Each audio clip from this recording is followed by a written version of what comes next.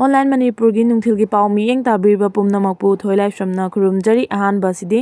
Kanglaipaki kholaudagi lakhotjarake ngarang cycle AC gi ex MLA Yamthong Hafkip ki yumda Jomi Kuki militant singna bom langsilambadagi Pokhaiduna Yamthong Hafkip ki nupi atombi Suru2 Neikhre nupi asi Meitei Nupi ni hairi makha tarakpa update asisu Kanglaipaki kholaudagi lakhotjarake Sisipur district ki manung chana laiba Moirang Oksongbung gi lairanjam maning amadi khoiru laikai gi su maning oina laiba Bunglong khunda army amadi BSF na Kuki gi Bungker Thugaikhre makha tarakpa update all political party ki mifam kaugadabani PM unanaba state lengang thorang taugadabani CPI all political party ki mifam sungsoisoidana kaugadabani amasung prime minister amadi union home minister unanaba manipur lengang thorang taugadabani haina CPI manipur state council ki chairol amana phongdorakpaga loinana relief camp sing da lairiba lanjenaraba sing khudakta mayumda hanjin halu haina su taksilakli CPI Manipur State Council ki Office Secretary T.S. Robindro na thadorok pacherol amana hai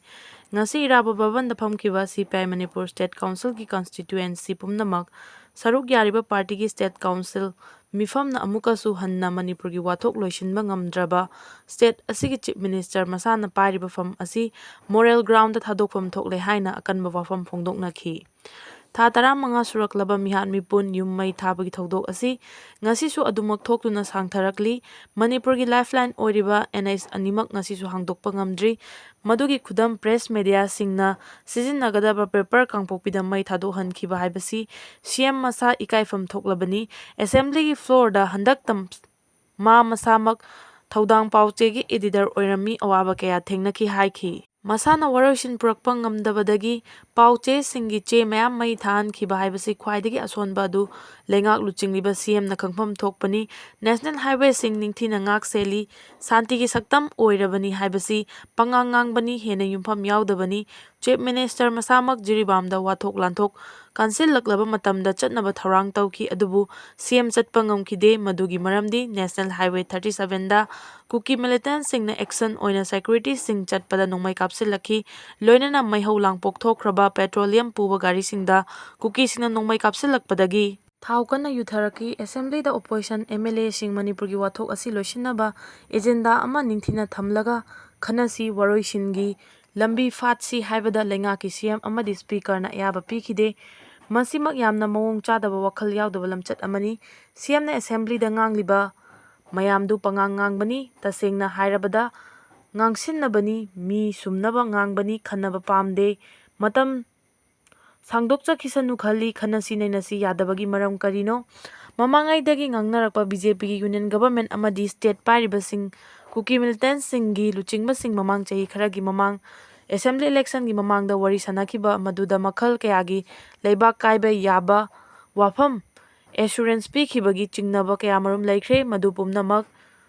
thokliba wathok asi loisinaba hotnabada miyam khangna loisinba pamde makhoi maromdom tumin na loisinba pamba mali Cherol asina makha tana hai all political party ki mifam sungsoi soidana kaugadabani amasung prime minister amadi union home minister unanaba Manipur lengana thorang taugadabani loinana Manipur thokliba irang asigi waroisin khudakta purakani aduga mayum kai mai thadok pikhraba micham miyam masing pallabada lising humpu hena lanjenabagi awaba khangli loinana irang asigi thodang pumnamak CM na loduna moral ground da fam thadokadabani ngasi khana naina rabatungda Manipur gi watho asigi matangda union amasung state lengangna high paper ama puthoknaba taksinki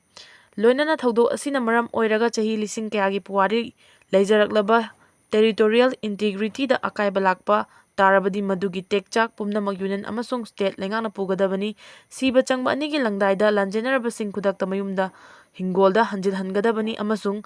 makhoiba punsi chupo oina akanba security gi akanba section thorang lokhatkadabani haina lengakta taksinki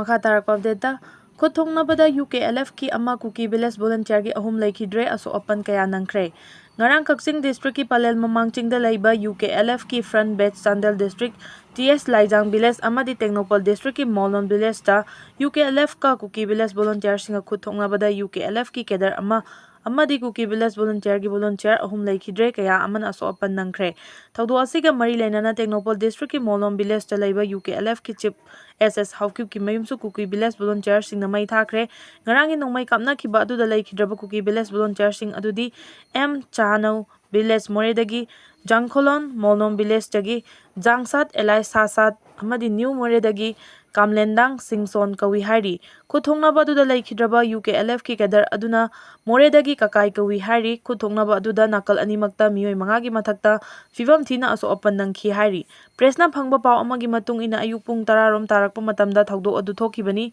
ꯊꯧꯗꯣꯛ ꯑꯁꯤꯒ ꯃꯇꯝ ꯏꯀꯥꯟ ꯀꯥꯟꯅꯗꯅ plan ꯃꯃꯥꯡ ꯆꯤꯡꯊꯛꯇ ꯂꯩꯕ UKLFꯀꯤ ꯕꯦꯖ ꯀꯦꯝꯞꯇꯁꯨ ꯃꯈꯥ ꯇꯥꯅ ꯈꯨꯠ ꯊꯣꯛꯅꯈꯤ꯫ ꯈꯨꯠ ꯊꯣꯛꯅꯕ ꯑꯗꯨꯗ ꯚꯤꯂꯦꯖ ꯚꯣꯂꯨꯟꯇꯤꯌꯔ 3 ꯑꯃꯁꯨꯡ UKLFꯀꯤ ꯀꯦꯗꯔ ꯑꯃ ꯁꯤꯈꯤ ꯑꯗꯨꯒ ꯃꯤꯑꯣꯏ 5 ꯔꯣꯝꯅ ꯑꯁꯣꯛ-ꯑꯄꯟ ꯅꯪꯈꯤ꯫ ꯊꯧꯗꯣꯛ ꯑꯁꯤꯒꯤ ꯃꯈꯥ ꯇꯥꯔꯛꯄꯗ ꯑꯌꯨꯛ ꯄꯨꯡ 11:30 ꯔꯣꯝ ꯇꯥꯔꯛꯄꯗ ꯇꯦꯡꯅꯧꯄꯜ ꯗꯤꯁꯇ꯭ꯔꯤꯛꯀꯤ ꯃꯣꯜꯅꯣꯝ ꯚꯤꯂꯦꯖꯇ ꯂꯩꯕ UKLFꯀꯤ ꯆꯤꯞ SS ꯍꯥꯎꯀꯤꯞꯀꯤ ꯃꯌꯨꯝꯁꯨ village volunteer eastern southern western ꯖꯣꯟꯒꯤ ꯚꯣꯂꯨꯟꯇꯤꯌꯔꯁꯤꯡꯅ ꯃꯩ ꯊꯥꯈꯤ꯫ ꯊꯥꯖꯕ ꯌꯥꯕ ꯄꯥꯎꯒꯤ ꯁꯣꯔꯁ ꯑꯃꯒꯤ ꯃꯇꯨꯡ ꯏꯟꯅ ꯆꯍꯤ ꯑꯁꯤꯒꯤ ꯖꯨꯂꯥꯏ 10ꯗ UKLFꯀꯤ ꯀꯦꯗꯔꯁꯤꯡꯅ Kuki village volunteer southern western eastern zone coordinating ꯀꯝꯃꯤꯇꯤꯒꯤ ꯍꯣꯝ ꯁꯦꯀ꯭ꯔꯦꯇꯔꯤ ꯍꯥꯏꯗꯦꯟ ꯕꯥꯏꯇꯦ ꯀꯧꯕ ꯃꯤꯑꯣꯏ ꯑꯃ ꯐꯥꯔꯒ ꯄꯨꯈꯤꯕꯗ ꯉꯁꯤ ꯐꯥꯎꯕ